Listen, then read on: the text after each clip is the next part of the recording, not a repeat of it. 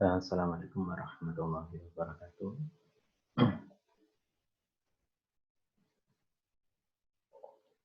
Kita lanjutkan topik yang terakhir ya dari kuliah kita, etnobotani, yaitu dengan tema etnobotani sebagai upaya konservasi keanekaragaman hayati. Ini merupakan topik terakhir dari rangkaian tema yang diberikan di mata kuliah ini. Dan untuk tema ini saya mengambil satu sumber yang saya pikir pas ya untuk tema ini. Nah,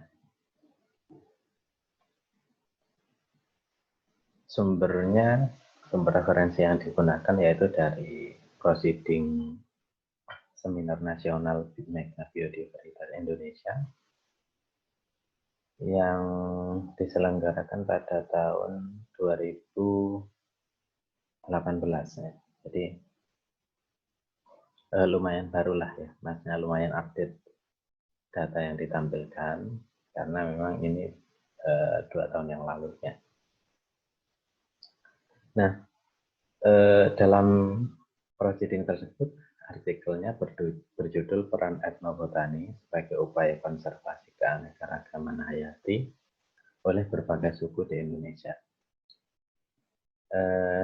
Yang diteliti atau penulisnya adalah para peneliti yang berasal dari UIN Alauddin Makassar, juga UIN Raden Patah, dan juga Universitas Muhammadiyah Prof. Dr. Hamka ya. Nah, dalam artikel tersebut, dalam artikel yang merupakan salah satu bagian dari proceeding tersebut, menjelaskan bahwa keanekaragaman suku di Indonesia itu memberikan pengaruh sudut pandang dan persepsi yang beragam. Jadi tergantung masing-masing suku ya, pengaruh dan sudut pandangnya ya. Dalam hal apa? Dalam hal upaya melestarikan tumbuhan ya. Isinya bagaimana? Mungkin langsung saja saya buka atau saya lanjutkan slide berikutnya.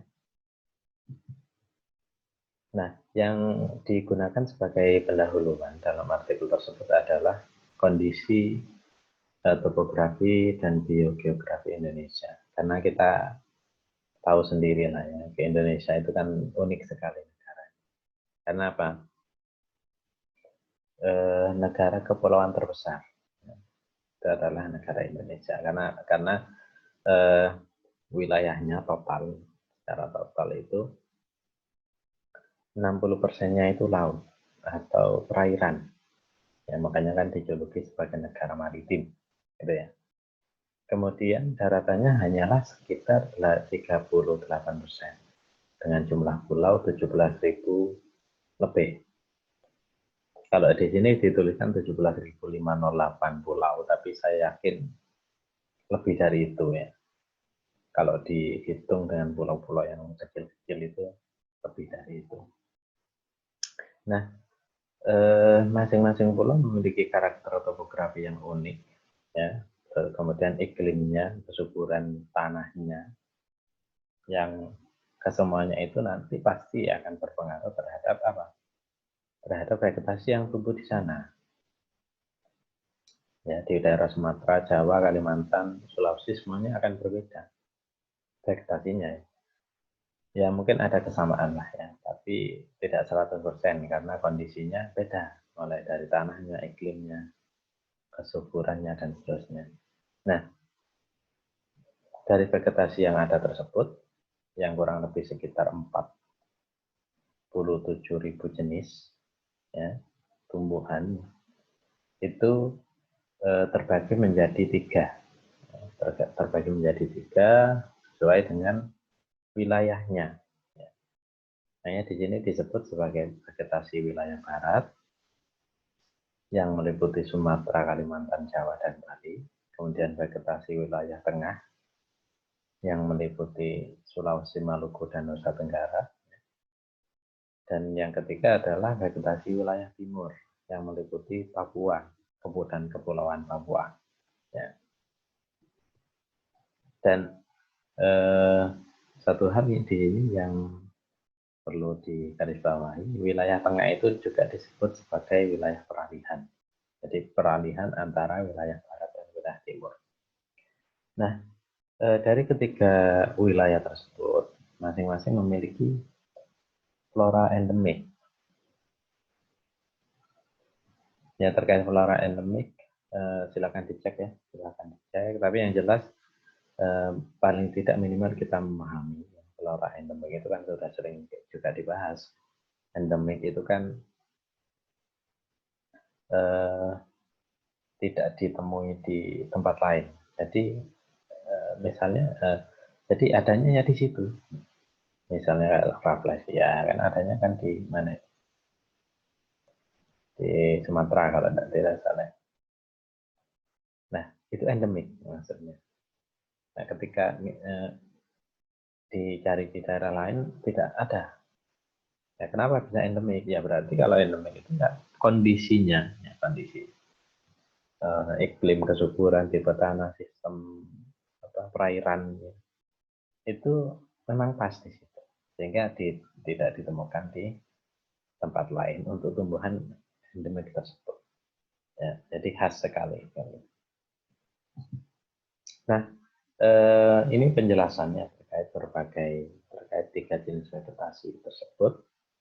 Yang pertama adalah vegetasi wilayah barat atau yang disebut dengan zona orientalis atau zona asiatis. Ya, kenapa disebut seperti itu? Ya karena iklimnya ya atau vegetasi yang ada yaitu memiliki kemiripan dengan vegetasi yang ada di benua Asia. Makanya kan disebut asiatis gitu ya. Mulai dari iklimnya, iklim hujan tropis ya. Kemudian yang khas di sini adalah curah hujan dan kelembapan yang relatif tinggi. Jadi sering hujan ya, atau curah hujannya itu banyak ya. Kemudian kelembapannya juga tinggi. Jadi disebutkan wilayah barat itu di daerah mana saja? Sumatera, Jawa, Bali. Ya. Nah, kemudian karena kondisi yang seperti itu, ya, curah hujan tinggi, kelembapan tinggi, maka yang mendukung pertumbuhan pohon-pohon besar ya, dengan ketinggian 20 sampai 40 meter seperti gambar di sini ya. Nah ini ciri khasnya wilayah barat seperti ini, vegetasi wilayah barat. Kemudian daun lebar hijau, memang kondisinya banyak hujan, banyak air. Kemudian selain contoh pada gambar ini, di situ banyak sekali hutan bakau, semak, perdu, dan lian. Jadi banyak, karena memang didukung airnya banyak, dan air mendukung proses pertumbuhan tanaman gitu ya. Nah seperti itu. Kemudian yang kedua, vegetasi wilayah tengah. Coba dilihat gambarnya kan itu sudah berbeda. Wilayah tengah ini tadi sudah saya sebutkan juga nama lainnya yaitu zona peralihan antara zona barat dan zona timur. Jadi dia berada di tengah-tengah yang meliputi tadi wilayah mana tadi? Nusa Tenggara ya. Nusa Tenggara, kemudian Sulawesi. Nusa Tenggara, Sulawesi, dan Maluku. Kalau Kalimantan masuk wilayah barat ya. Jadi tengah itu mulai Sulawesi, Nusa Tenggara, dan Maluku. Nah, ini sudah lain kondisinya. Kondisi yang ada sudah beda ya. Karena wilayah ini dipengaruhi iklim muson tropis ya, dan sabana tropis, sehingga curah hujan dan kelembapan itu kalau dibandingkan dengan wilayah barat itu relatif lebih rendah. Dan satu hal yang khas di wilayah ini itu sering dijumpai kekeringan pada musim kemarau. Gitu. Jadi jangan kaget ketika punya kawan, ketika punya teman atau saudara, atau famili yang berada di lokasi atau yang tinggal di wilayah tengah ini, maka seringkali kekeringan. Cobalah Sumbawa ya, coba dicek di berita-berita itu, Lombok, Sumbawa, Nusa Tenggara kan seringkali keringnya. Air susah lah ya. Dan itu memang dipengaruhi oleh kondisi iklimnya memang seperti itu. Kemudian vegetasi yang ada bisa dilihat di situ, ya, hutan pegunungan, kemudian hutan musim campuran, savana dan stepa. Jadi bisa dilihat di gambar itu. Ya. Itu mulai ada savana, bisa dilihat di gambar tersebut ya. Jadi savana itu contoh ini ya, gambarnya itu seperti inilah gambarannya. Jadi padang rumput tapi masih banyak sempaknya ya, cuma padang rumput. Kemudian di situ ada beberapa pohon tapi tidak rapat ya, jadi tersebar pohonnya. Nah, itu disebut dengan savana. Nah, kemudian ada juga di sini tadi apa? Stepa. Nah, stepa ini sedikit beda dengan savana. Kalau di savana itu masih ditemui pohon-pohon seperti ini, kalau di stepa itu tidak ada. Jadi ya benar-benar padang rumput dan hanya rumput-rumput saja yang tumbuh. Ya, hanya rumput saja yang tumbuh di situ. Dan ini banyak dijumpai di Nusa Tenggara ya, terutama di Nusa Tenggara Timur itu banyak dijumpai. Ya. Dan karena ini zona peralihan, maka masih ada kemiripan sedikit-sedikit dengan vegetasi wilayah barat dan vegetasi wilayah timur. Coba kita lihat di wilayah timur itu bagaimana, yaitu vegetasi ketiga, ya ini di wilayah timur. Vegetasi wilayah timur, iklimnya adalah hutan hujan tropis, namun curah hujannya ya, itu dan kelembaban udara lebih rendah dari iklim wilayah tengah. Jadi lebih sedikit lagi nih curah hujannya, dan kelembaban udaranya juga lebih kecil dari wilayah tengah. Nah, ini karena kondisi wilayah timur seperti itu, maka vegetasi yang ada di sana itu mirip dengan Australia. Ya, vegetasi yang ada mirip dengan Australia. Jadi di situ ada hutan pegunungan, ada hutan bakau, sama padang rumput juga ada, dan rawa. Ya. Jadi khas ini wilayah timur. Nah, wilayah timur ini ya tadi disebutkan yaitu wilayah Papua, ya, wilayah Papua atau kepulauan-kepulauan yang di sekitar Papua itu. Ya. Nah, terlepas dari ketiga wilayah tersebut, ya, karena wilayah atau kondisi lingkungan itu kan sangat berpengaruh dengan suku-suku yang ada. Ya. Nah, kemudian kita bisa lihat di sini, ya, kalau tadi mengarah atau menjelaskan terkait dengan kondisi topografi dan geografi ya, yang ada di Indonesia yang terdiri dari 3 wilayah. Kalau ini menjelaskan terkait dengan suku yang ada di Indonesia. Ya. Jadi suku yang ada di Indonesia itu kurang lebih 1.300 suku yang berbeda. Ya. Sangat banyak ini. Ya. Makanya kadang-kadang kalau melihat Indonesia, orang negara-negara lain itu kagum kok bisa banyak suku itu jadi satu negara dengan berbagai perbedaan itu kok bisa menyatu kan gitu. Nah, dari 1.300 suku ini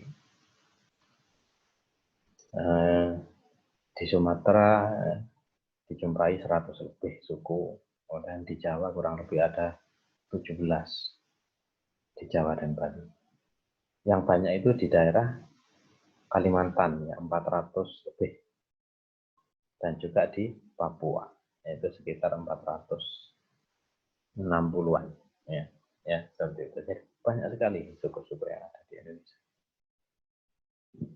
Nah, kemudian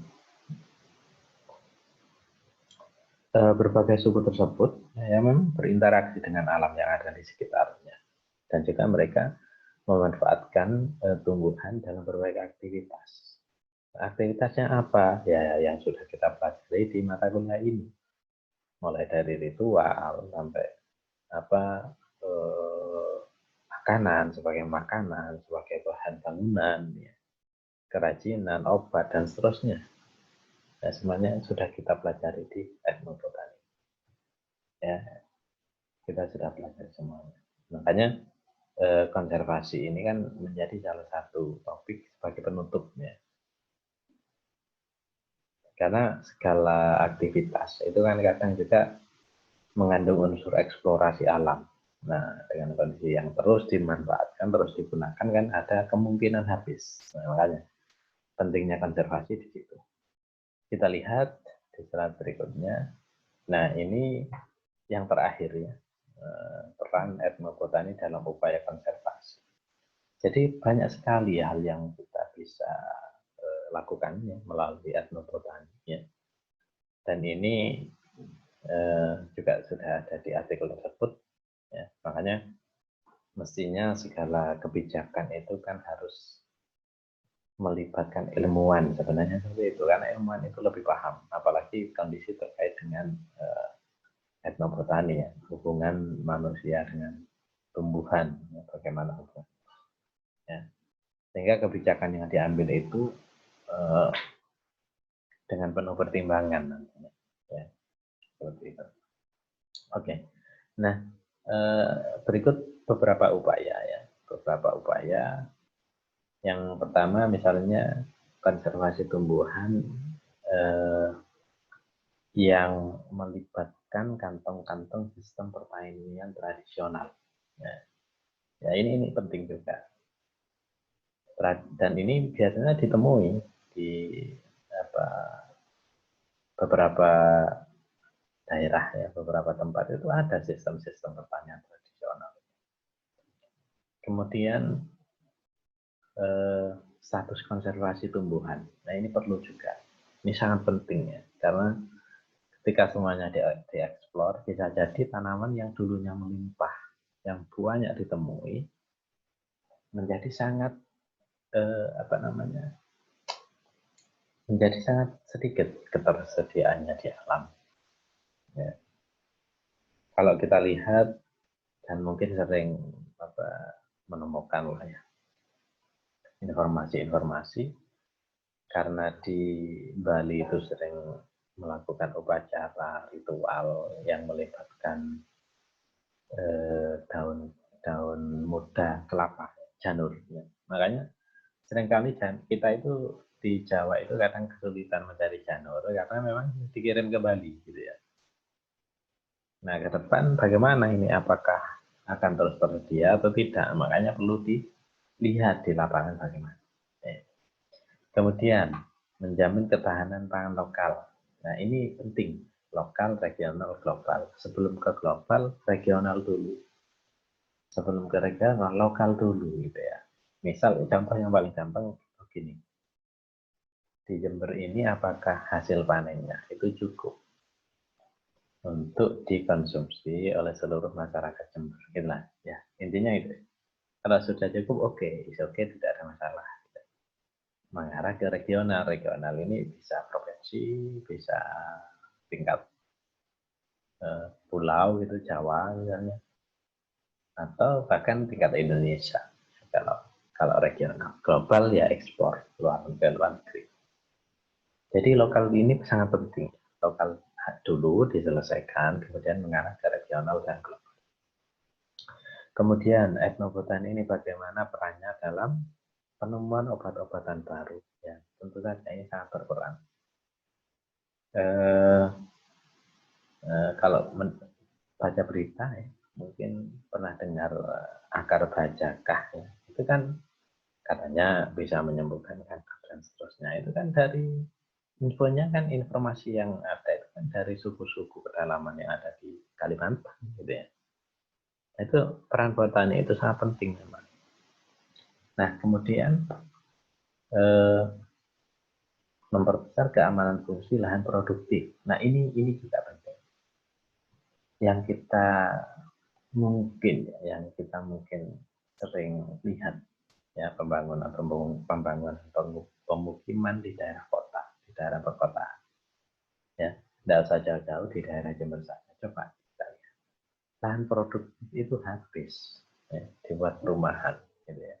Sawah itu habis, padahal itu adalah lahan produktif sebenarnya. Makanya ini peran daerah itu sangat penting. Ya, kalau lahan produktif ya diupayakan jangan ditanami bangunan, jangan dibuat untuk perumahan atau bangunan atau pertokoan. Jadi biarkan produktif, biarkan itu diisi tanaman, padi, jagung, kedelai dan seterusnya. Nah, karena apa? Dan ini sebenarnya peran yang sangat berperan itu ya kalau tingkat daerah ya bupati. Ya, bupati itu bisa itu mengatur. Ini tidak boleh ditanam, tidak boleh dijadikan perumahan, itu bisa. Ya. Bupati bisa. Terus peran etnobotani yang lain yaitu menjamin keberlanjutan persediaan makanan. Oh, ini sama dengan tadi ya, yang terkait dengan ketahanan pangan lokal tadi. Ya. Jadi memang sangat penting penyediaan makanan. Tidak hanya berupa kayu ya, yang dipakai papan, tapi sumber daya yang selain selain kayu ya, gitu. Itu juga sangat penting. Kemudian menyelamatkan praktek kegiatan pemanfaatan sumber daya secara lestari yang semakin terancam punah karena kemajuan zaman. Ini maksudnya adalah sumber daya baik sumber daya alam ataupun manusianya yang dimaksud. Kemarin atau sebelumnya kan kita sudah membahas bahwa tradisional itu sudah mulai ditinggalkan oleh anak-anak muda. Di artikel sebelumnya juga sudah disebutkan bahwa banyak yang tidak mau melanjutkan tradisional atau adat yang ada dan pemudanya memilih merantau ke luar kota. Kemudian memperkuat identitas etnik dan nasionalisme. Identitas etnik ya. Itu sangat penting juga. Identitas etnik. Makanya perlu dipertahankan. Sehingga ada kekhasan mulai dari bahasa gitu ya. Mulai dari budaya terkait adat setempat itu penting. Makanya kalau memang masih bisa dipertahankan ya dipertahankan saja. Contoh di Kemiren itu kan ada kepala suku atau kepala adatnya. Nah itu berbeda dengan yang ada di pemerintah. Jadi di daerah tersebut ada lurah, camat mungkin ada, tapi kepala adat juga ada. Nah, kemudian peran yang lain yaitu pengakuan terhadap hak masyarakat lokal terhadap kekayaan sumber daya. Nah, ini juga perlu diperhatikan. Masyarakat lokal terhadap kekayaan sumber daya dan akses yang ada. Makanya di Taman Nasional itu, di Taman Nasional kan kadang ada wilayah apa ya itu satelit istilahnya itu. Yaitu memang masyarakat bisa memanfaatkan yang ada di Taman Nasional itu ya, dengan tetap mempertimbangkan atau dengan tetap berkomunikasi ya dengan para pegawai pemerintah atau petugas yang ada di Taman Nasional tersebut ya, sehingga akhirnya sehingga tidak ada miskomunikasi, tidak ada salah paham gitu, terhadap pemanfaatan zona-zona yang ada di Taman Nasional. Kemudian meningkatkan kemakmuran dan daya tahan masyarakat lokal. Nah ini Ini ada kaitannya dengan persediaan makanan dan juga ketahanan pangan lokal gitu ya. Nah, ini penting juga, makanya masyarakat itu kenapa tadi juga saya sebutkan banyak pemuda yang merantau, karena memang mungkin masalah kemakmuran ini tadi itu yang perlu diperhatikan, dan ini pemerintah yang berperan ya sebenarnya terkait dengan program peningkatan kemakmuran, bekerja dengan pimpinan setempat gitu ya, bisa lurah, bisa camat, bisa bupati. Oke, mungkin ini slide yang terakhir ya, dari berbagai peran etnobotani itu.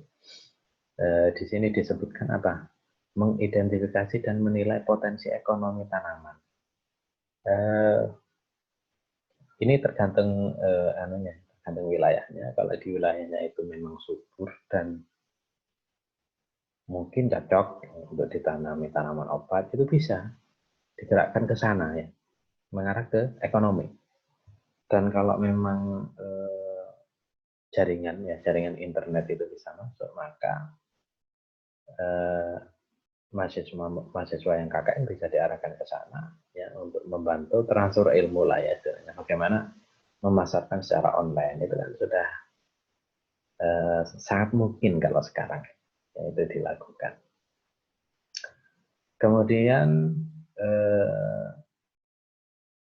dan ini contoh saja, misalnya kayak tanaman obat ya, terkait dengan potensi ekonomi terkait tanaman obat, contohnya ya bisa saja dijual kering gitu ya, baik dalam bentuk rimpang kering, karena kan itu akan awet, lebih awet.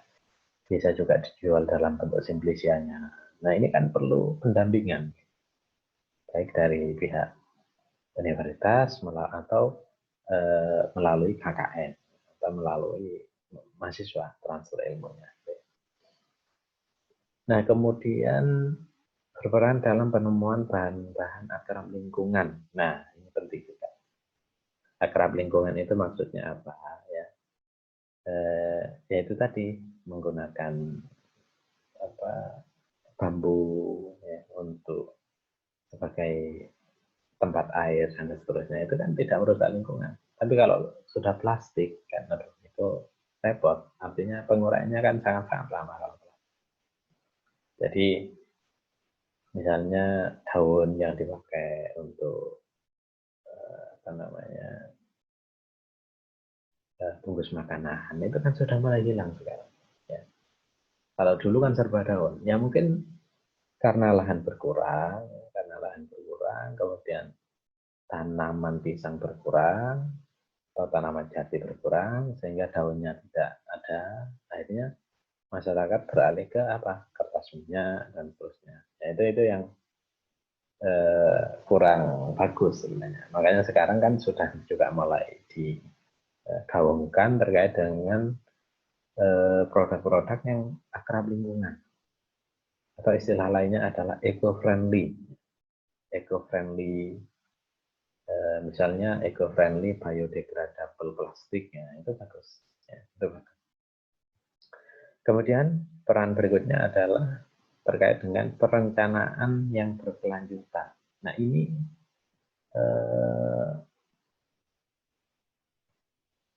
perencanaan lingkungan yang berkelanjutan ini tadi saya kasih beri contoh juga ya, terkait dengan lahan produktif melawan program atau melawan gencarnya pembangunan perumahan. Nah, itu kan juga berpengaruh. Makanya kalau ada lahan produktif ya biarkan saja, jangan digunakan untuk perumahan, karena perumahan itu kan makin lama makin berkembang. Awalnya memang membangun sedikit ya. Kalau sukses, para pengembang itu kan melirik lahan kanan kirinya gitu ya, untuk dikembangkan oleh mereka juga menjadi perumahan lagi gitu ya. Nah, ini peran bupati sangat penting, pemerintah daerah ya. Nah, kemudian berperan dalam meningkatkan daya saing daerah dalam bidang pariwisata. Nah, kalau terkait dengan pariwisata, saat ini kan sudah mulai banyak muncul daerah-daerah wisata baru ya. Dan ini semua memang tergantung dari pimpinan daerahnya bagaimana. Misalnya ya contoh saja di Banyuwangi itu kan bagus ya, pariwisatanya sudah mulai banyak dan sudah mulai ada tempat-tempat pariwisata yang baru seperti apa itu yang saya pernah ke sana itu masih bangun, masih yang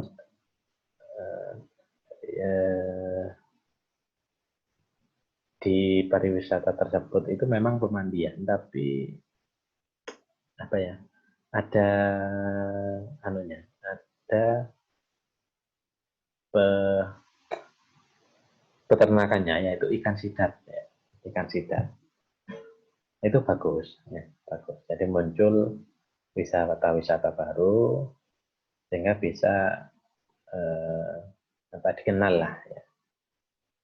Apalagi kalau wisata-wisata baru itu memunculkan keunikan atau kekhasan dari daerah tersebut, pasti akan banyak dikunjungi itu nanti ya. Begitu. Kemudian yang terakhir ya, terkait dengan peran etnobotani adalah berperan dalam menciptakan kenetralan hidup secara spiritual. Ya, dan masih banyak lagi. Ya memang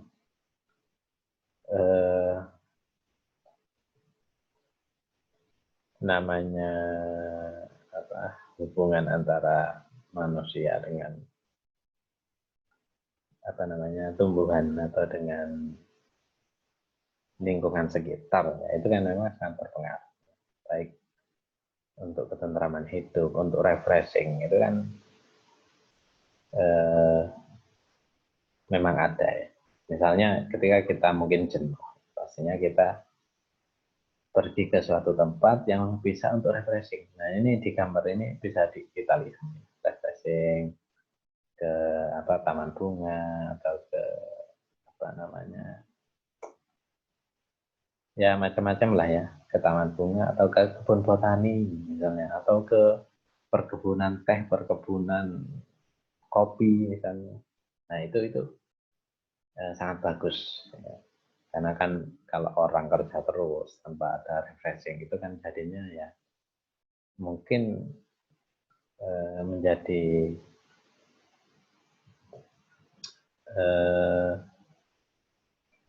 istilahnya kurang tentram lah ya. Jadi kurang tentram. Makanya kan setiap minggu kita ada liburan, kita ada refreshing, istirahat lah ya, agar tidak terlalu tertekan dalam kehidupan. Jadi perlu ada santai, itu sangat perlu. Tidak melulu kerja terus atau belajar terus, ya. Seperti itu. Makanya saya sangat menghargai kalau ada dosen-dosen atau guru-guru ya, atau pendidik-pendidik yang menghargai hari libur. Nah itu sangat bagus untuk refreshing. Jadi tidak, kalau memang libur ya libur gitu. Tidak usah diisi kuliah gitu ya, biar tidak tegang lah ya. Biar ada waktu untuk refreshing. Baik, mungkin itu yang bisa saya sampaikan. Jangan lupa ini merupakan bahan kuis ya, merupakan bahan kuis sehingga bisa dipelajari. Kuisnya mungkin nanti linknya akan saya kirim. Ya. Bisa lewat Zoom, bisa juga lewat WA. Tapi saya ingatkan lagi, dicek waktunya, jangan sampai telat, karena kalau telat otomatis tidak akan terekam ya, walaupun jawabannya banyak yang benar, walaupun nilainya 100. Kalau tidak terekam ya bagaimana kita bisa mengoreksi ya, gitu ya. Jadi tolong dicek ya. Makanya setiap ada kuis saya selalu menyarankan jaringan pastikan lancar. Dan yang kedua lihat waktunya terbatas gitu ya. Oke. Mungkin itu bisa dipelajari lagi ya terkait topik ini. Saya akhiri. Assalamualaikum warahmatullahi wabarakatuh.